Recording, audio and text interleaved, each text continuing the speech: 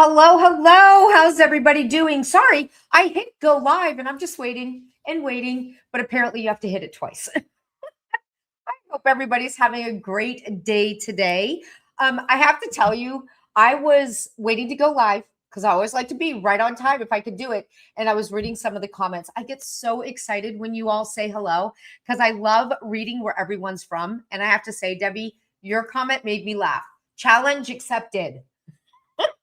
So super excited. And the people that are over on the other coast, because I'm in Pennsylvania, the Washington State and the Californias and the Colorados, thank you for coming because I know it's a little bit early over there. And I have to admit, I was a little bit nervous about hosting our talk at noon today because I wasn't sure how many of you would be able to make it, right? But here's the thing. The hubby wants to take me on a road trip this afternoon. And honestly, who am I to say no to a road trip, especially when he promised me dinner at a restaurant? So that's the honest to goodness truth why we're at 12 noon today instead of 2 p.m. I do like to keep them all at 2. I know it's a Saturday. I know you've got things going on. And anytime you guys, you ladies, you people, I don't like saying guys, but I do all the time. Whenever you can find time to hang out with me, it really does touch me. And I appreciate the sacrifice because I know it's a commitment. Okay. So I also have to say, oh, thanks, Julia. No worries. I also have to say that I do see a lot of familiar faces. And that makes me super excited because it's starting to feel like instead of just a talk where I'm talking to you, that it's like a hangout now. Right? We're like chatting back and forth. We're like getting to know each other. And that really makes me excited. And I absolutely love that. Now, as you probably know, for those of you that have come to some of these lives, because what's this, our fourth one now, I think? Or is it our third? Maybe it's our third. I can't remember. But I like to start these with a kind of fun icebreaker question, right? Because it just gives a little bit of time in the beginning for people to find us because this was a registration one. So you kind of had to click a link inside of your email and make sure you got in here and everything. That takes a little bit of time. Also, if you haven't grabbed any coffee and you need some more coffee, I'm still drinking coffee myself. I'm going to try to talk slow when I get into the thick of things. And if I talk fast, just let me know. And it also allows you to get settled in without feeling rushed. So today's question is this. What is your favorite summer food? So while the answers are coming in, because we know StreamYard loves to have that wonderful little delay, I'll give you my answer. And shocker, it's not ice cream. I know, right? Because I eat ice cream year round. So that's not really my summer food. Actually, my favorite summer food is watermelon. And I don't think people know this about me, but seriously, and I'm not exaggerating, I eat an entire watermelon every single week. I kid you not. I really do. So here's my routine. Every night, like 7 o'clock, I cut myself off a thick slab of watermelon and I sit down and I slowly eat it while we're watching whatever it is on TV, Pirates game, whatever sports is on, right? I love watermelon so much, I could probably eat it 3 times a day. No lie. All right, let me see what the comments are. And here's the thing. The comments are over here. So if I'm looking sideways, that means I'm reading comments. Oh, lots of watermelon. Look at all of that. Just one favorite summer food. Watermelon for me as well. Oh, London. I think that's our first overseas. Tomatoes. Oh, I forgot about tomatoes. I love eating tomatoes too. Did it just stop for everyone else? Autumn, if it pauses, it's because we have a lot of people watching today. So if that happens, that just means there's a lag.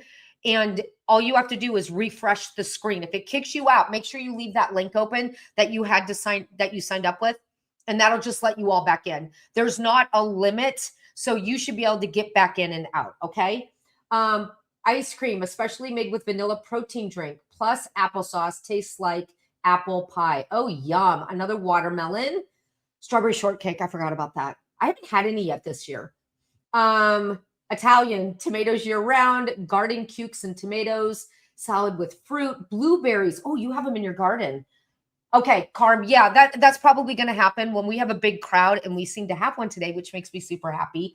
Just refresh the screen. That's the best I can give you. I'm super sorry for the headache, but there is going to be a replay, and I'll talk about that in a second. And I think that's everything. I didn't miss anyone, did I? I'm always afraid I'm going to miss someone. Strawberry shortcake. Another thing I like is that strawberry pretzel salad. It's like Jello strawberry with a cream cheese filling, and it's on like a pretzel butter crust. So, so, so, so good. Okay. Let me think. Okay, I'm sorry. I have an outline and I want to make sure I don't forget anything. Now, before we jump in, now we're at our housekeeping part, okay? So if questions come up while I'm talking, just put them in the chat. I love that you guys are all using it. You ladies, sorry, are all using it. That's what that's meant for. I'm going to try to keep looking over because Corey, who is usually here to help me, just not on Saturdays, he usually puts them in a Google Doc. He's not here to do that. So if you do have a question about what I'm talking about and it gets lost in the feed at the end of my talk, ask it again. And then that way I don't have to scroll too far to see it, or you could just save it to the end. Also, I had several people ask about the replay. So here's the information on that. I'm going to be sending out the replay link on Sunday because I believe when you signed up, you had to do it with your email address. So I will take all of those email addresses and I'll send the replay link out to those addresses. That way you can watch it again, share it with a friend. If you have to leave or if it lags or freezes, then you can go ahead and watch the replay later. Okay? All right, sweet. Now, let's go ahead and dive in. Okay. So lately I've gotten a few requests from people for possible video ideas. So those of you that don't know, I have a really popular YouTube channel. I think we have like 26,000 subscribers now. And I do a video there every week. And I encourage people to leave comments for topics they want me to do a video on. So I have been compiling a list and I had a few that I thought I would combine and basically do sort of a talk about those things today. So I had someone ask me to do a video on jewelry. I had someone ask me to do a video on knickknacks, and I had quite a few people ask me to do videos on books. And I started thinking, yeah, I could probably do a video on each of those areas, but I don't really think that's the answer to that problem because that kind of decluttering video, that's something we've all watched before, right?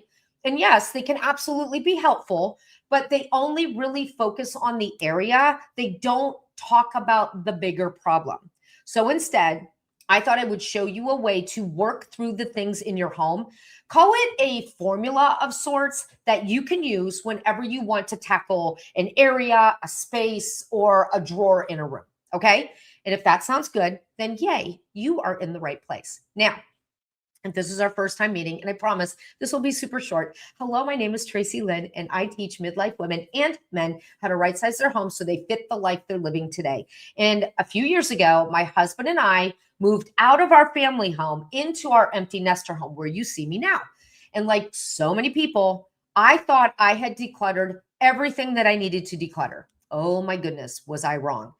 That move taught me huge lessons, right? Lessons I never expected to learn. And they completely changed the way I think about the things that we keep in our home. And that has morphed into this brand new method that I'm now teaching all over called right size living. So today, we are going to talk about why so many decluttering projects never seem to stick. Because I think many of us at least have one collection, right? That started out perfectly reasonable and then somehow multiplied while we weren't looking. So maybe it's coffee mugs in your cabinet. I think that one is always me. Christmas ornaments tucked into every corner of your attic, cleaning supplies you have stashed out in the garage, books on your shelves, or yes, jewelry hanging out in your bedroom. And if you search online, you'll probably find a checklist for every single one of those items, right? There's probably even going to be videos telling you how to do it, blogs dedicated to teaching you how to do it, even printable guides. You name it, it's out there. And maybe you have even gotten one of those resources. You followed the steps, did all of the things, and even finished the entire project. And for a little while, it looks great, right? Then life gets busy. A few weeks go by, someone sets something down. You buy another coffee mug. Maybe you buy yourself another necklace, or maybe your new book order comes in the mail. I think that one might just be me. And before long, you're standing there wondering, didn't I already do this? Oh, yes, I know I have. And if you have too, give me a yes in the comments. Craft supplies. Oh, yeah. I totally know that one. And I think I'm going to be talking about that later. Okay. So here's the thing. Every time I talk about this, if I'm talking to someone in a newsletter or in an email, or if I'm talking to someone on Facebook, I they tell me they think they're the only one struggling, right? They've tried it, they've done it, it doesn't stick, they start over again. And it's like a hamster wheel. But I'm here to tell you that's simply not true. I get emails every single day from women and men telling me the exact same thing. Oh, here come the yeses. See, you're not alone. And that's exactly why I wanted to have this conversation today. But first, I want to share something I've learned after working with so many women over the years. And I think it's very important that everybody here hears this. If you've ever I have to slow down. Let me just take a breath. If you've ever wondered why you keep ending up back in the same place, it isn't because you didn't work hard enough to declutter. It's because the method we've been told to use was never designed to last. It's what I call a Band-Aid fix to a full house problem. And that's exactly why I believe right sizing works so much better, because it meets you where you're at, right? And it helps you build a home that actually fits the life you're living today. Now, if this term is new to you, let me quickly explain what I mean by right sizing. As I said, right sizing means creating a home that fits the life you're living today. Think about that for just a second. A home that actually fits the life you're living today. Not the life you had 20 years ago, not the life you had 10 years ago, but the life you're living right now in this moment. Because here's what I think happens to so many of us. Our lives change, right? Sometimes they change a little at a time, and sometimes they change all at once. The kids grow up and move out. We retire. Our hobbies change. Our interests change. Even our bodies change. But many times our homes never change with us. And before we know it, we're surrounded by things that no longer fit the life we're actually living. That doesn't make those things bad. It simply means this: you can be thankful for what they brought to your life without asking them to stay in your home forever. And I think that's a powerful statement, right? And I know that was certainly true for me. Here we go. Craft supplies. I had an entire room full of scrapbooking supplies. I had the paper, I had the stamps, I had the die cuts. I had so many inks. Oh, I kid you not. I had tons of them. I had enough supplies, and I'm not the least bit exaggerating, to open my own store. And if you have seen some of my videos, you know this is true, right? The funny part is I stopped scrapbooking years and years ago. So every time I walked into that room where all that stuff I kept and never got rid of, the guilt would hit. And then the conversations would start in my head. Like, why aren't you scrapbooking? Look at all this stuff. It's just sitting here collecting dust. Why aren't you using the things you spent all this money on, right? Then the same thing happened with my clothes. So I had this zipper bag, those zipper storage bags, filled with clothes in my closet that were just a little bit too small, just a tad bit too tight. My belly and my thighs, all the places, right? And I kept telling myself someday I would lose that weight and I would wear them again. And every time I saw that bag, right on cue, the guilt would hit. And the conversation would start all over again in my head. Like, seriously, Tracy Lynn, what's taking you so long? And then I'd remember, oh yes, ice cream. That's why. See, it's a year-round problem to my waistline. But here's the point. Those scrapbooking supplies and those clothes that no longer fit weren't making my life better. They were reminding me of the life I thought I should still be living. Okay? That's important. They were reminding me of a past life that I thought I should still be living even today. So here's what I want you to hear. Sometimes the hardest part isn't letting go of the item. Sometimes it's letting go of the version of yourself that used to use it. And once you understand that, right sizing starts to make a lot more sense, because it's not about getting rid of things. It's about making room for the life you're actually living instead of holding on to a life that has already changed. So once you right size, your rooms can support the way you live now, right? You have spaces for the hobby that you're doing now, not the hobbies you used to do. And your closet is filled with clothes that fit correctly and you actually get excited to wear. That's what it's all about. So let's bring this back to decluttering for a minute. So like I said, most decluttering methods, they're meant to help you on a certain thing, right? And they usually ask you questions. And it's not like I have a problem with questions. I actually love the idea of asking questions. The difference is I don't think decluttering questions are good and relate to most of us in the life that we're living right now, because we're midlife and older. We're living later in life. We've already raised our families and maybe we're finishing raising our families, right? We've moved into empty nester homes. We retired. We quit our jobs, all of the things. I don't think those decluttering questions meet us where we're at. And that's super important because when the question changes, the decision changes too. So instead of asking, should I keep this or what should I donate? That's the one that stops me in my tracks. Let's ask a different question. What deserves a place in the life I'm living today? And here's what I love most about that. That question works no matter what you're sorting. One question, better decisions, every room. Okay, I wanted to make sure I didn't have any questions. All right. So remember the list that I gave you earlier, the jewelry, the knickknacks, and the books. We're going to take this question and put it into each one of those scenarios so you can kind of get a more practical look. Because I don't like to just talk about theory, right? I mean, it's fun to talk about theory. I get excited about talking about theory, but I think practicality is where you can really see how this method shines. So let's start with jewelry first. Let's say I tell you to go into your bedroom and dump every piece of jewelry that you own right out onto your bed and just to start sorting it. And at first, it sounds like a practical, logical plan, right? Because it's just jewelry. How hard can it be? Except it's more than that. Because mixed in with those earrings that you wear every week might be the necklace that your husband bought you for your anniversary. And maybe your grandmother's ring. Oh, and you might see your favorite watch that's waiting for a new battery. Or the macaroni bracelet that your daughter made when she was little. How is it that those things can last so long? Then you have the tangled necklace you've been meaning to fix for like 5 years and a random few pieces you forgot you even owned. So do you see what just happened? We started with a collection of jewelry, purely innocent, but suddenly now we're making memory decisions, repair decisions, emotional decisions, and someday decisions. And this is what I want you to hear. Items don't make decisions, the questions do. That might be the biggest mic drop moment of the day. The items don't make the decisions. The questions you ask, those make the decisions.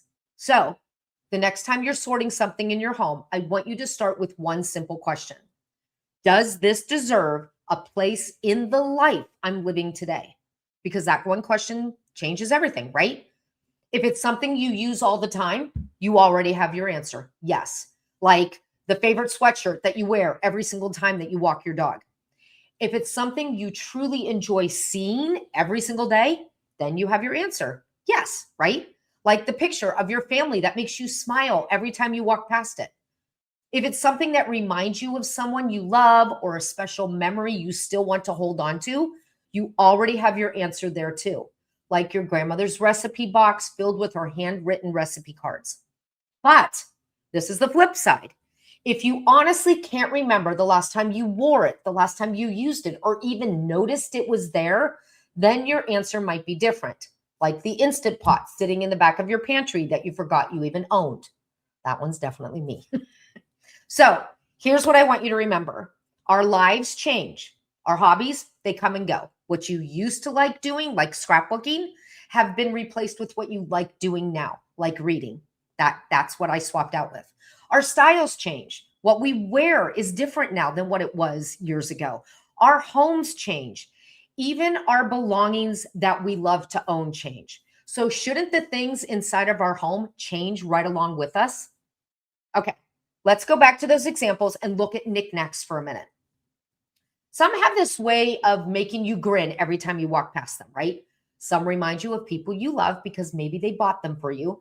Some have become a part of your home for so long that you can't imagine that shelf not containing that knickknack, right? And then There's the ones you dusted around for years. The ones that have blended so much into the background, you completely forgot you have them and you don't even see them anymore, right? You've become, what do you call it? Nose blind to what is on the shelf. What is on the shelf? Sorry. So when you're looking at your knickknacks, I want you to ask yourself, do these knickknacks deserve a place in the life I'm living today? All right. So every time you walk by, if they make you smile, then yes, they do. They're still doing their job. If those knickknacks remind you of someone you love and you enjoy seeing them, or a time you had an amazing time with your family and you enjoy seeing them, then yes, they deserve a spot because they're still doing their job. But if the only reason they're still sitting there is because you never really stopped to think about them, you never really considered if you want them or not, then maybe their job is finished. And that's okay. Because every item in our home should earn the space it takes by adding something to the life we're living today. Okay? All right. Is everybody, oh, someone said, yeah, the Instant Pot. I'm afraid if I let my crafts go, then I'll get bored. I won't have anything to do. Deborah, here's the thing. I was afraid too. And I shared this story in another video a long time ago. I sold all my craft supplies at my first yard sale. I believe it was 2 years ago. And I was really nervous about doing it. That's why I never got rid of them before, right? And I sold all those craft supplies and it never bothered me for a second. It really never bothered me. Now, there was a time when I wanted to make a card and I thought, oh, I got rid of all my card making stuff. I wonder if I should buy more card making stuff. And then I thought, no, I'm going to buy this card and I'm going to do something else handmade for that person instead. And that's how I got around it. And guess what? The money that I made from selling those craft supplies, I was able to buy this set of books that I've been wanting forever that cost just a little bit of money so that I could read them instead of, reading them on the, what do you call that? Is it an iReader? Kindle, instead of reading it on a Kindle, which I can't do because my eyes can't focus on that. So there was a perk to it. Yes, I got rid of the craft supplies, but I wasn't my scrapbooking supplies, but I wasn't scrapbooking anymore. I replaced it with a new hobby, which is reading. I also get rid of all my quilting supplies. And that one, I didn't have a problem getting rid of those because my back hurt. I couldn't quilt anymore, right? So all that to say, if you're nervous about letting them go, divide them in half and let go of half of them. And then 6 months from now, if you still aren't crafting, then I think you're safe to say I can let go of the other half. You don't have to jump off the deep end for right sizing to work. And what's right sizing for me does not mean it has to be the same right size for you. All right. You have to find your own comfort zone and meet yourself where you're at. So if you're not ready to let go of all your craft supplies, let go of half. Okay. So if you have this much material, get rid of this much material. If you have this much, woodworking supplies, get rid of half of it. Literally divide it down the middle and get rid of half and see how it feels. And if it feels okay and you're ready to get rid of more, that's your permission to go ahead and get rid of more. Okay. All right. I feel like I'm living in a time capsule. My husband passed away. Oh, I'm sorry, Teresa, almost 2 years ago, but having trouble moving on to right size my home. Here's the thing, Teresa, your situation is slightly different. And I'm so glad that you made that comment. Thank you for being brave to do that because you can't rush it, right? I know 2 years to some people seems like a long time, but to others that seems like a fraction of a second, right? And I want you to be kind to yourself. So if you want to downsize some of the things that were your partner's, your husband's, I believe you said, yeah, that were your husband's, then start with the easier things first.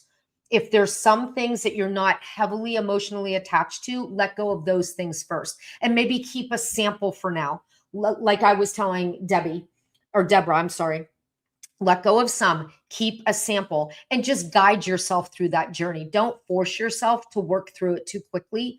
Just guide yourself because I think that'll be gentler. This isn't decluttering. This isn't you have to do it or else, right? This isn't downsizing. This isn't you have to do it or else. This is right sizing. This is your journey at your pace for your story. Okay. Good, Deborah. I'm glad you like that. I want to make sure I didn't miss any other questions. I also have the smaller pants problems. Isn't that the truth? I tell you what, here's my tip. This is what happens, y'all, when I read the comments. I tend to go down rabbit holes, and I'm going to try really hard not to keep you too much longer. But here's the thing. They make what's called boyfriend jeans. Do you know about these? I just discovered them like in February. I bought my first pair, and I have since replaced all of my jeans with boyfriend jeans because they fit no matter how big your badonky donk is. And it doesn't show everybody, like the skin tight jeans that we all own, and you have to wear a really long top to cover your back end. Boyfriend jeans hide that baby and allows you to feel comfortable. I love boyfriend jeans. Absolutely love them. I'm 46. My mom passed away 2 years ago. I'm sorry, Janelle. And as my oldest daughter and I have most of her things that my dad quickly moved to my house, that's what I'm still going through. All the guilt around giving away her special things.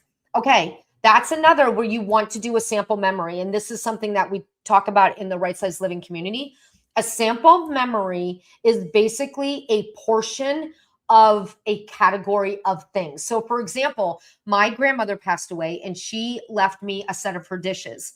And it was literally 2 sets combined into one. Sorry, I got a new microphone. I keep hitting it because apparently I think I'm Italian and my arms are going everywhere. No offense to Italians. Please don't take offense. I love pizza. But anyhow, I was keeping her 2 boxes in my basement. I forgot they were there. And eventually I realized I am not honoring my grandmother by keeping her dishes in my basement. So what I did was I took out 1 plate, 1 saucer, put it on one of those photograph stands, the metal stands, and it's sitting in my dining room cabinet behind the glass where I can see it every single day. I kept her dishes without keeping all of her dishes. That's what a sample memory is. So say, for example, your mom collected doilies, keep 2 doilies, maybe frame them and put them on the wall and pass the rest on. Okay. It allows you to keep the sample without keeping all of the things. Because if you keep too many things, you don't see them anymore. You don't get to enjoy them anymore. By keeping a sample, you get to enjoy them without losing them in all the stuff in your home. Does that make sense? Okay, I want to make sure my outline, I don't want to lose my spot because I see a couple more comments coming in. Janelle, I still have a lot of my mom's stuff too, and she's been gone for a while now. I completely understand. I think that's a very common thing, especially with us as we get older and our parents' age, right? It's something we're all going to have to work through. Yes, it was the socks and the briefs that was easy to let go of, but I'm still processing. Yes, I have the same issue as Janelle. We'll pray for you. Oh, see, I love our group. We are such supportive people in this group. This is why I love doing these talks on Saturdays. Your loved one would want you to be happy and comfortable. Yes, my mom would say, get rid of it. She always complained about how she couldn't. No, I knew what you were saying, even with typos. I'm the queen of typos. Ask anybody that knows me, so I understand. Okay, so I'm going to jump back to my talk. For this last example, let's talk about books because I think this one is a biggie. And the reason why I know that is I get comments on YouTube all the time and I get emails from people all the time asking me to help them declutter their books. And every time I do, I always get a smile, and only because I completely understand. So this is where I'm going to tell you a story. I've always loved books. For years and years and years, books were my favorite thing. When we were on a really tight budget when our kids were little and I could not afford to buy books, I went to the library every single week and I literally came home with books. My arms would be stretched and I just have books lined all the way up on my arms. That's how much I loved books. And as things got better financially, that's when I started buying books. Now, in our family home, we had a really big home and I had this big office and the one wall was a solid set of bookcases. So, IKEA has those cube bookcases that they have. I had 5 of them lined up against the wall, and every cube I worked to fill with books. Oh my gosh, you guys. There, I said it again. Oh my gosh, everyone. If I went to a yard sale and they had books, I would dig through them to find the best ones and bring them home. If I visited my favorite bookstore, I live in Pennsylvania, my favorite bookstores in Columbus, Ohio, I would leave that store with at least 2 bags full of books. People would give me books for my birthday, for Christmas, or even just because they knew how much I love books. Then we moved. And now, instead of having 5 bookshelves, I only have 1. And instead of dealing with things right when we moved with all the books that I brought with me, I did what I think a lot of us do, right? I kind of panic decluttered. I packed that bookshelf as full as I could with books. I think I had 2 layers of books so I could get as much as I could onto that bookshelf. And everything else got shoved in our attic. And that's where they stayed for months and months. And they stayed there not because I did not have the time to sort through them. They stayed there because I didn't have a way to help me decide what books I should keep. Then one day I went upstairs, I looked at all those boxes, and I asked myself one simple question. Does every one of these books deserve a place in the life I'm living today? And that question guided every single one of my decisions. The books I absolutely loved, those stayed for sure. The gardening books I hadn't opened in years, those could finally go because I wasn't having a garden anymore. I wasn't growing a garden anymore. The books I knew I'd read again, the books that you get, the fiction books that you love so much. You're like, oh, I cannot wait to read it again. So good. You want to end and start that book all over again. Oh, those books definitely stayed. The books I didn't think I would ever read again, I didn't want to pick up again, or I had a hard time finishing, nope, those could all go. The books my husband still pulled out off the shelf every now and then to look at, of course those books would stay. And the old homesteading books, well, we retired from farming. They had done their job. It was okay to let them go. Every time I asked that question, I was able to come up with a practical answer, and that made all the difference because I wasn't deciding whether the book was good or bad, right? There was no emotion involved in it whatsoever. I was deciding whether it still had a place in the life I was living today. And the books I let go of, they weren't wrong to say that. I'm not sure how else to say that, but they had simply done their job, right? And now it was okay for me to let them go. So today I still have that bookshelf in my office, but I only have one. It's right there. I can see it from here. And sorry, is it loud when I hit my microphone? If it is, I apologize. Every single book on that shelf over there that I can see from where I'm sitting, it is there because I personally chose it. Every time I walk by those books, I smile. Just yesterday, I was reading all the books on my shelf because I'm almost done with my latest book and I'm deciding which one I want to read next, right? And it doesn't make me smile because I have fewer books, even though I do. It makes me smile because every single book on that shelf deserves the spot it has and it deserves to be there. And to me, that's what right-size living is all about. Oh, goodness. Magazines too. Yes, I know, right? People say to me when I talk about magazines, are there still magazines out there? Yes, there are. Go to the bookstore. They have shelves of them. I love magazines. I'm a paper girl. I like to look at magazines. I saved the lace for my mother's wedding dress, so I framed pictures of her wedding dress with the lace. Laurel, that is a beautiful story. Yes, books. Tampa, right there with you. I still have some books from when I was in high school over 50 years ago. Love books and music and movies. But here's the thing, Sherilyn, and anybody else that's listening. If you have a collection that is overabundant from what you think is a reasonable amount, I want you to work on the areas that you're okay downsizing or right sizing so you have more space for what you want to keep. Okay. So for example, if you have bookshelves, but on some of those shelves, you have binders with recipes in them, you have binders with manuals in them. Maybe you have miscellaneous, pamphlets and things that you collected over the years. Maybe you can get rid of those things and make more room for the books. If I had room for the bookshelves, I would have kept all of my books, but I don't have the space. So therefore I had to ask the question to help me guide me with those decisions, to guide me to those decisions. Okay. So all that to say, Sherilyn, and anyone else that's struggling, if you have room to keep the books, if you have room to keep the quilting supplies, if you have room to keep all of the photographs, keep them. We're only talking about the things you don't have reasonable room for. Okay. So if you have tons of gardening supplies and you don't have the room for all those gardening supplies, that's where I want you to ask the question. And that's where I want you to focus. All right. As you work on those practical areas, maybe someday you may say to yourself, okay, maybe I do have too many books. And then you can focus that question on the books instead. So always start with something that's easier, right? Like, who was it? Was it Laurel? Janelle, where Janelle said, yeah, I was able to get rid of the socks and the underwear, and I'm slowly working towards the harder things.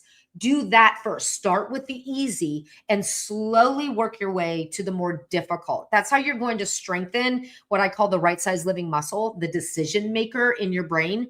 Right now it's weak, right? I get it. Mine was weak for years. I kept all the things. Watch my story on YouTube. It's ridiculous. But over time, I've gotten stronger with it.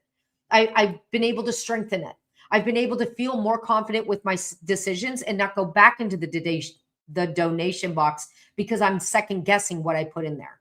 And that's what, if you're brand new to this, that's what you need to do. Start with the sock drawer. Start with the silverware drawer. Start with the collection of DVDs that you haven't watched in years because we're all streaming now. Start easy and work your way to more difficult. Oh, cookbooks, Charlene. I just did my cookbooks. That was one of the things I had to really downsize. And it was easy. Because here's what you do, Charlene. You choose the books you love first. The books you routinely look in, the ones that have all the best recipes, the ones that are stained with food stains and earmarked and have Post-it notes sticking out of them. You set those off to the side. And whatever's left, those are the ones you make the decisions with, right? The ones that you're not quite sure of what the answer is. Do these deserve to be in my life today? Like I had a vegan cookbook because I was vegan for a few years when I was trying to reset my health. I'm not vegan anymore, right? So I let go of all the vegan books and that freed up space for the books that I do want to keep. Okay. So that's just another way to look at it. JS, my mom passed away 6 months ago on her side of the country. My siblings kept trying to push her things onto me as they went through everything. I accepted a few sentimental items and that were tied to good memories, but I already have everything I need to choose for myself over the year and chose for myself over the years. So I figured, why would I want to take someone else's things just because they were family? Here's the thing, JS, and everybody else that's listening. Do not let family members pass things on to you because they're passing the decision to you because they want an easier way out. By them giving you things that are theirs, their aunts, their children's, or their parents, even if it may be the same family, they're saying when they do that, I can't make the decision. I need you to make it for me. And that's not fair to you. You are meant to make your own decisions. And it's okay to say, you know what? I'm not able to do that right now. I need you to make the decision and I'll work on things in my own house, if that makes sense, right? So don't let them pass that guilt onto you because that's not fair. Stand up for yourself. You've lived an amazing life. Don't let people dictate the things that come into your home. Okay. Still have books from my childhood. I'm 71. I have books from my childhood too. I think I have like 2 or 3 of them. And just the other day we got them out and read them. Super, super fun. So it's okay. Keep the books. I'm all for it. I have tons of paperbacks, half-price books. Doesn't want them. The library really doesn't want them either. Can't stand the idea of just tossing them. Sue W. So here's what I do when I have something that donation will not take and I have no place to get rid of them at. Sunday morning, I'll go out nice and early to my front yard. This works best if you live in a community. I'll go out to my front yard. I'll put out a table. I'll put free and I'll put everything on it. And it baffles me how many things leave that table. So give that a try and see. Oh, Thrifty Books is good. Little free libraries. Oh, that's right. The little free libraries. I forgot about those. I'm decluttering magazines as we speak. Apparently, I've never gotten rid of any magazines. Oh, love it. Sandy said, yes, I am able to use 2 little free libraries. Donate books to thrift shops. So true about passing people's belongings on. Isn't that the truth? Yes, my mom passed during COVID. Oh, I'm sorry, Teresa. Trying to pawn things off. Okay, that's your word right there. If she is trying to pawn her things off to you, then those things have no sentimental value to you. And you can say no. She's going to be angry, but it's okay. You don't have to protect her feelings by sacrificing yours. Protect your feelings. She will get over hers eventually. Okay? All right.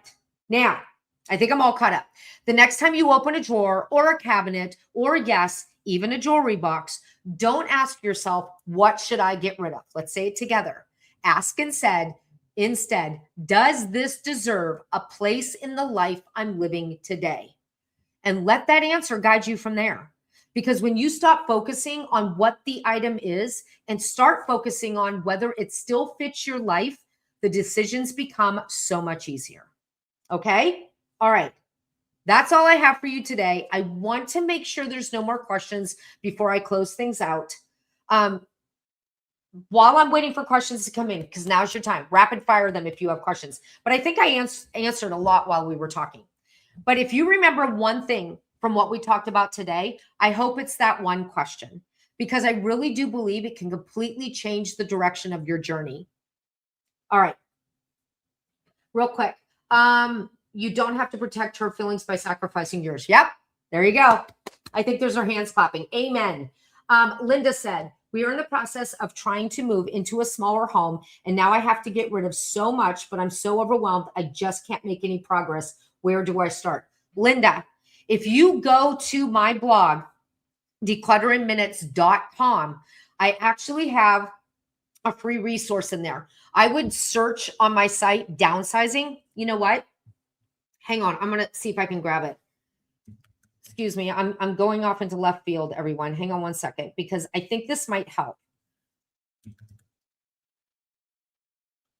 Okay. So this is a real quick guide that I created a little while ago after when I was getting ready for a move. It's a free guide. Okay. There's enough information in there to get you started. So you should be able to click on that. Okay. All right. Now, I think that was all my questions. Repeat that question, please. We are in the process of trying to move into the question. Sorry. Does this fit the life I'm living today? And what that means is, does this item deserve to have a spot in my home so it fits the life I'm living today? Because so many times we keep things we've accumulated over the years, right? And then we have to declutter them because there's too much stuff. So for example, my Instant Pot.